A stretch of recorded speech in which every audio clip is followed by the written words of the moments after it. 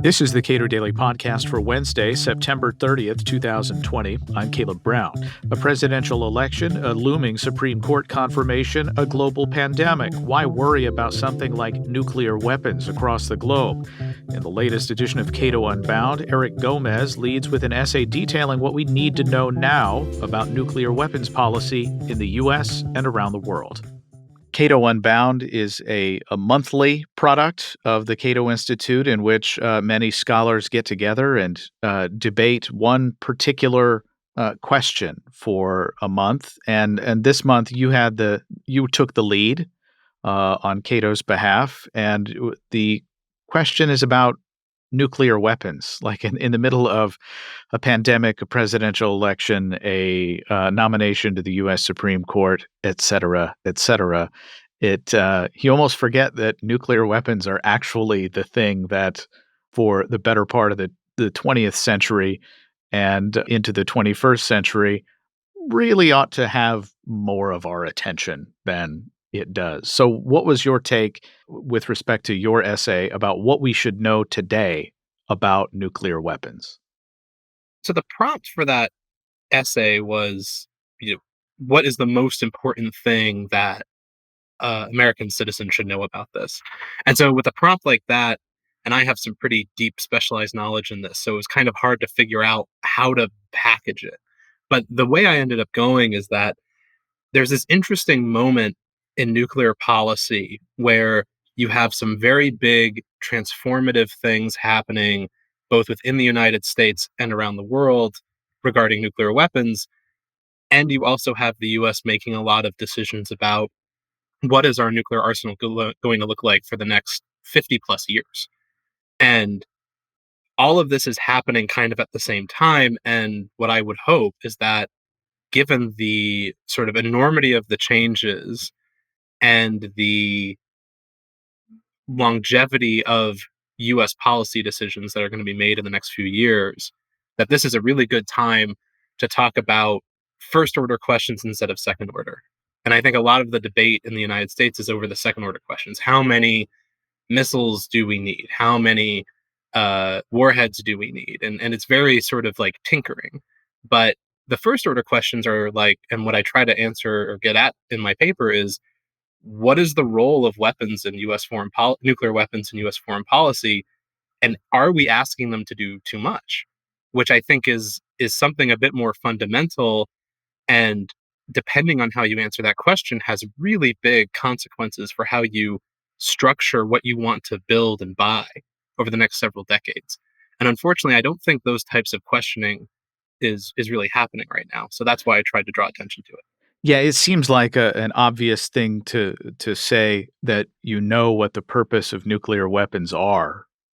But, one of the key purposes of nuclear weapons is so you don't have to use them, right? So as we understand the role that nuclear weapons play today, what's changed from, the 50s, 60s, 70s, and 80s to today about the role that nuclear weapons play in sort of fostering this play nice world that we hope that that's the role that they play, but what's changed? So I think that the two big things are changes in the structure of power in the world, and also changes in technology, specifically non-nuclear technology that can be used to do things that previously you would only use a nuclear weapon for. So we'll start there because I like that a lot. Um, so in the past, in the Cold War, if you wanted to go after an enemy's nuclear forces, the only real way to do it was to use your own, because you didn't have enough precision in the conventional side. You didn't have enough of that accuracy to reliably target some of these things, and you had to use a nuke. However, thanks to changes in sensing capabilities, precision strike, that more and more countries have these types of weapons, we can do some of those things with conventional systems now. The United States could target a Russian or a Chinese nuclear site, not all of them, but some of them, with a conventional weapon that previously you'd have to cross the nuclear threshold to do. And that changes how conflict works, right? If we can credibly hold a country's nuclear forces at risk, then if they have a nuclear doctrine of saying, all right, we'll wait for a first strike before we reply, maybe they can't have that luxury anymore. And the United States can do this in a way to other countries that they can't really do to us because we're stationed around the world and we have, a large military presence in Europe and in Asia, right on the doorsteps of the great powers. So that's one area where things get a little dicey and things have changed. The other area is that you have a situation in the world where the United States sees a lot more threats. And those threats are coming from great powers again. So you had, US Soviet competition in the Cold War, then Soviet Union collapses, a long period of US dominance, and now US dominance is going away. And I think there's a natural tendency to say, oh no, if that dominance is going away, then we need to sort of revert our nuclear thinking and think about how nuclear weapons can apply to more problems and use them as this kind of almost like an equalizer of sorts, or some way to hold on to that position. And I think there's a lot of danger there because of this other stuff I talked about earlier about new technology changing the way that conventional conflict could activate nuclear responses. And it's a pretty, I know that I think that's all I'll say about it here, and encourage the listeners to like read the essay and read some other stuff that's come out about this topic. But it's a world where the ability of nuclear weapons to actually prevent nuclear first strikes or strikes that could affect nuclear targets is kind of eroding. And if the United States wants to avoid it, then adding more nukes, like the Trump administration wants to do, might not actually prevent it because the pressure point isn't the nuclear weapons themselves. It's this other technology that's coming out, and countries are trying to figure out what do I do with it. So there is what is known by academics based on years of research of the role that nuclear weapons have played. How quickly does that kind of knowledge filter to people who are actually in charge of making these kinds of decisions and structuring negotiations, discussions, treaties with other countries, or does that actually get to them? Is the public policy ultimately based on something different? I really, really hope that some of it gets to them, but this is a question that has bedeviled sort of academic analysts for a very long time. The United States, I don't think, is very comfortable with the idea of being deterred. We like the term deterrence as it applies for us preventing anyone else from doing anything bad. But when it comes to us not being able to have absolute freedom of action, especially in the military space, we don't like that. And so you can create these academic theories about how, like the condition of mutual assured destruction can be stabilizing because both sides are afraid to do a nuclear thing for fear of dying themselves, and that's sort of good at an intellectual level.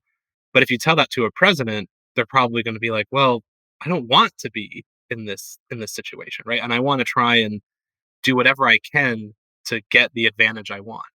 um I think there is some evidence that when the Cold War ended, the the administrations that came after that, the Bush 41, Clinton, Bush 43, and Obama, all of them did things to try and reduce the size of the US arsenal, the nuclear arsenal, and also try and decrease the role that nuclear weapons played in US foreign policy because they saw that change in the world, right? The Soviet Union was no longer a huge threat. Russia was more of a cooperative partner, to reduce nuclear danger because they had all this like loose material after the Soviet Union collapsed, and there was a lot of good cooperation. And that was mirroring a lot of, I think, academic sort of thinking at the time. But it's a very difficult business to actually tell what gets through to them and what doesn't. Broadly speaking, if you've watched the last 2 decades of reactions to countries that are close to getting nuclear weapons, or countries that are seeking nuclear weapons, or countries that have achieved a nuclear weapon and a delivery system, if you're a smaller country that is maybe not very popular. Maybe you're a tyrant. And you see what's happened to countries like Libya and Iran that have been seeking nuclear weapons and were ultimately talked out of it. The lesson you might take is, well, I just better get some nuclear weapons. Yeah, they're the ultimate guarantor of regime survival. And I think that if the US wants to deal with this problem, one of the things that we're going to have to do is a bit of soul searching about what role has our foreign policy played in encouraging proliferation. So often the US says, like, oh, our foreign policy prevents countries from seeking the bomb, because we can have this big, security umbrella over so many people. And that's true for allies. Like we've been doing a great job of preventing democratic allies from getting nuclear weapons. Haven't been doing a great job of preventing, countries like Pakistan or North Korea or Iran from getting them. And the reason we've been good at getting allies not to have nuclear weapons is like, we got you. Yes, exactly. We use the alliance system as a tool for non-proliferation, which I think is fine and good, right? I think the fewer nuclear weapons in the world, the better. But there's also the flip side of that coin is, especially after 9/11, when the U.S. goes on this kind of axis of evil bent and starts toppling or trying to topple countries we don't like left and right, then nuclear weapons look attractive. And it's also very hard for it. I think the big tragedy of the Iran case is that the threat of conflict in the early 2000s, the Obama administration gets to the Iran nuclear deal, which, even though it doesn't solve every single problem the US has with Iran, it solves the nuclear one. And then Trump leaves it. And now I think that's going to raise a lot of questions, like for the North Koreans. If the North Koreans wanted to have a deal with the United States over their nukes, what's to stop a future president from saying, I don't really like that anymore? And so I think that the Trump administration's decision to try and leave the Iran deal and kill it is going to be a huge step backward for US efforts to prevent other countries from getting nuclear weapons. But you also see in the Bush administration through the early part of the Obama administration, this incredible work being done to convince Libya not to continue its pursuit of nuclear weapons. And then you see that regime toppled, due in no small part to the actions of the U.S. military under a different administration. Yeah. And this is what the North Koreans talk about when they worry about the so-called Libya model, right? It's not the model of, hey, surrender your nukes and everything will be fine. It's the model of, yeah, but wait a little bit, right? Surrender your nukes, and then when the U.S. sees an opportunity, they'll destroy your regime. And so, yeah, I think part of this is just, and part of this might change as this power shift in the international world occurs, and the U.S. starts caring more about what the Chinese are doing. One thing about the Cold War, I think that was somewhat positive, is that it sort of whetted the U.S. appetite for certain stupid things. We did plenty of stupid things in the Cold War, but there were ways that which, if we did a stupid thing in the wrong place, it could really come back to hurt us. And I think that limiting factor hasn't really been in play since the Soviet Union went away, but it might start coming back with China. And so, even though I think this like competitive turn towards China might have its own problems, one potential silver lining of it is the U.S. ability to kind of do stupid stuff around the world and sort of get off with the costs relatively scot free might not be there anymore, and it might enforce some smarter decision making in Washington. But that remains to be seen. Eric Gomez directs defense policy studies at the Cato Institute and is the author of the lead essay in this month's Cato Unbound. Subscribe to the Cato Daily Podcast anywhere you please and follow us on Twitter @Cato Podcast.